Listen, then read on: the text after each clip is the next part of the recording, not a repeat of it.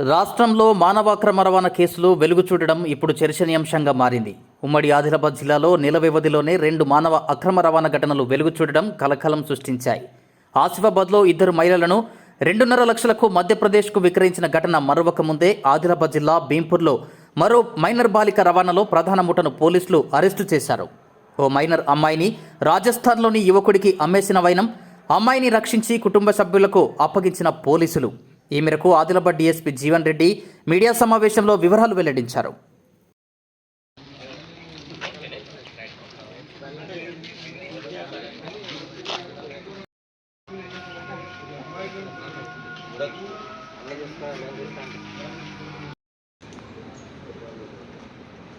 తేదీ 22/6/2025 రోజున ఒక మహిళ వచ్చి వారి యొక్క కూతురు 16 ఇయర్స్ అమ్మాయి పిల్లలతో ఆడుకుంటా అని చెప్పి వెళ్ళింది. మళ్ళీ మేము అగ్రికల్చర్ పనులు చేసుకొని ఇంటికి 5 గంటలకు వచ్చి చూసే వరకు మా బిడ్డ మిస్ అయిపోయింది. అక్కడ ఇంటి పక్క వారిని విచారించగా ఎవరో 2 వ్యక్తులు, ఒక ఆడ మనిషి ఒక మగ మనిషి వచ్చి వెళ్ళిండ్రు. వాళ్ళు తీసుకొని పోయి ఉండొచ్చని చెప్పి అనుమానం వ్యక్తం చేయగా మేము అదే రోజు కిడ్నాప్ కేసు బుక్ చేయడం జరిగింది, భీంపూర్ కేసు. ఆ కేసులో దర్యాప్తులో భాగంగా మా జేఎన్ఎస్సీ సాయినాథ్, భీంపూర్ ఎస్ఐ వీర్ సింగ్ వారి సిబ్బంది మహారాష్ట్రలోని ఈ అనుమానితుల ఎవరైతే ఉన్నారో వారిని పట్టుకోవడానికి టీం పంపడం జరిగింది. పంపిన తర్వాత ఇక వారిని పోలీసులు వెతుకుతున్నారని చెప్పి భయపడి ఈ అమ్మాయిని తీసుకొచ్చి 25వ తారీఖు నాడు వారి ఇంటి దగ్గర వదిలి పారిపోవడం జరిగింది. తర్వాత అమ్మాయి ఇంటికి వచ్చిన తర్వాత వాళ్ళ పెద్దమ్మతో మరి వాళ్ళ అమ్మతో చెప్పగా మొత్తం ఈ కిడ్నాప్, అమ్మాయిల అక్రమ రవాణా, తర్వాత అక్కడ తీసుకుపోయి రాజస్థాన్ తీసుకుపోయి అమ్మడం, శారీరకంగా కూడా ఒక వ్యక్తి ఆమెను పలుమార్లు వాడుకున్నట్లు అమ్మాయి తన స్టేట్మెంట్లో వాళ్ళ తల్లిదండ్రులకు చెప్పడం జరిగింది. అయితే అమ్మాయిని మేము పిలిపించి మహిళా ఎస్ఐతో ఆమె స్టేట్మెంట్ రికార్డ్ చేయగా ఆమె ఏం చెప్పిందంటే 2 తారీఖు నాడు జూన్ నెల ఆమె ఇంటి వద్ద ఉండగా 2 వ్యక్తులు, నిర్మల ఆత్రం, ఆమె భర్త బాపున్య ఆత్రం, వీరిద్దరిది కిన్నీ విలేజ్, ఘటంజీ తాలూకా, యవత్మల్ డిస్ట్రిక్ట్. వీళ్ళిద్దరూ ఆమె దగ్గరికి వచ్చి కిన్నీలో ఒక ఫంక్షన్ ఉన్నది రమ్మని చెప్పి బలవంతంగా అక్కడికి తీసుకుపోయినట్టు నాగ్పూర్ వరకు తీసుకెళ్ళి నాగ్పూర్లో ట్రైన్ ఎక్కించి రాజస్థాన్ స్టేట్కి తీసుకెళ్ళి రాజస్థాన్ నుండి మళ్ళీ కోటాకు తీసుకెళ్ళి కోటా దగ్గర ఏదో ఒక విలేజ్ తీసుకెళ్ళి అక్కడ ఒక పర్సన్ రాకేష్ అనే ఒక అబ్బాయి, కరణ్ అలియాస్ భగవత్ మీనా అనే ఒక అబ్బాయిని పరిచయం చేసి ఇతనికి మ్యారేజ్ కాలేదు, ఇతనితో నువ్వు అని చెప్పి అతనికి అప్పచెప్పి ఏదో దండలు కూడా మార్చినట్టు ఆమె చెప్పడం జరిగింది.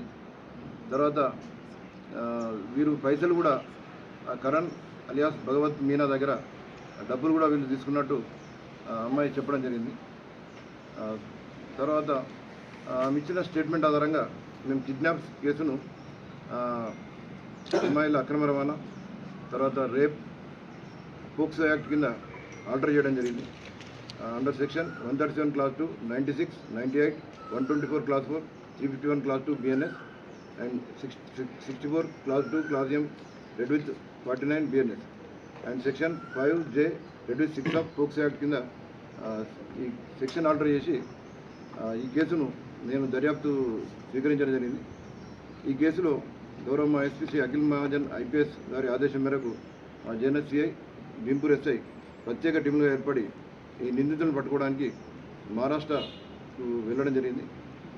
ఈరోజు దీనిలో ప్రధాన నిందితులు అంటే ఈ మైనర్ అమ్మాయిల అక్రమ రవాణాకు పాల్పడి అమ్మాయిని తీసుకెళ్లి రాజస్థాన్ అమ్మి ఆమెను శరీరంగా వాడుకోవడానికి సహకరించిన 2 ప్రధాన ముద్దాయిలు ఆత్రం నిర్మల, ఆత్రం బాపున్య, వీరిద్దరిని ఆదిలాబాద్ రైల్వే స్టేషన్లో పట్టుకోవడం జరిగింది. వీళ్ళు రైళ్ళకి బయటకు పారిపోవడానికి ప్రయత్నిస్తున్నప్పుడు పట్టుకోవడం జరిగింది. వారి వద్ద నుండి నేరానికి ఉపయోగించిన ఒక సెల్ ఫోన్, తర్వాత ఈ అమ్మాయిని అక్కడ రాజస్థాన్లో అమ్మగా అతడు ఇనిషియల్గా 10,000 రూపాయలు వీరిద్దరికి ఇవ్వడం జరిగింది. ఆ 10,000 రూపాయల నుండి ఖర్చు కాగా ఒక 2,000 మిగిలిన 2,000 రూపాయలు నిర్మల్ వద్ద నుండి సీజ్ చేయడం జరిగింది.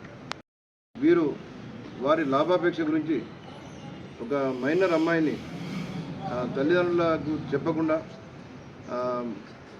మన కినీకి తీసుకెళ్తున్న ఫంక్షన్ అని చెప్పి నమ్మించి మోసపూరితంగా మహారాష్ట్ర నాగ్పూర్ నుండి రాజస్థాన్ స్టేట్లోని కోటాకు తీసుకెళ్ళి అక్కడ ఒక అబ్బాయికి అప్పచెప్పడం జరిగింది. అయితే మాకు విచారణలో తెలిసిన విషయం ఏంటంటే ఆ అబ్బాయి కరణ్ అలియాస్ భగవత్ మీనా, ఆ అబ్బాయికి ఆల్రెడీ అంతకుముందే మ్యారేజ్ అయింది. ఆ అమ్మాయి ఫస్ట్ భార్యతో డైవర్స్ కూడా అయిందట. ఆ అబ్బాయికి ఈమెను మైనర్ అమ్మాయిని అప్పగించడం జరిగింది. అయితే ఈ కేసులో ఎంతో కష్టపడి ఈరోజు నిందితులను అరెస్ట్ చేయడం జరిగింది. మైనర్ అమ్మాయిలను మానవ అక్రమ రవాణా గురించి కొన్ని ముఠాలు తిరుగుతున్నాయి. ఈ విషయంలో మొన్న ఆసిఫాబాద్లో కూడా కొన్ని ఇటువంటి ముఠాలు మహిళలను అక్రమ రవాణా చేసి వాళ్ళు అరెస్ట్ కూడా కావడం జరిగింది. మన జిల్లాలో ఈ ఇద్దరు ఓన్లీ డబ్బులకు ఆశపడి ఈ అమ్మాయిని రాజస్థాన్ అంత దూరం తీసుకెళ్ళి అమ్మడం జరిగింది. వీరిని ఈరోజు అరెస్ట్ చేసి మేము కోర్టుకు పంపుతున్నాం.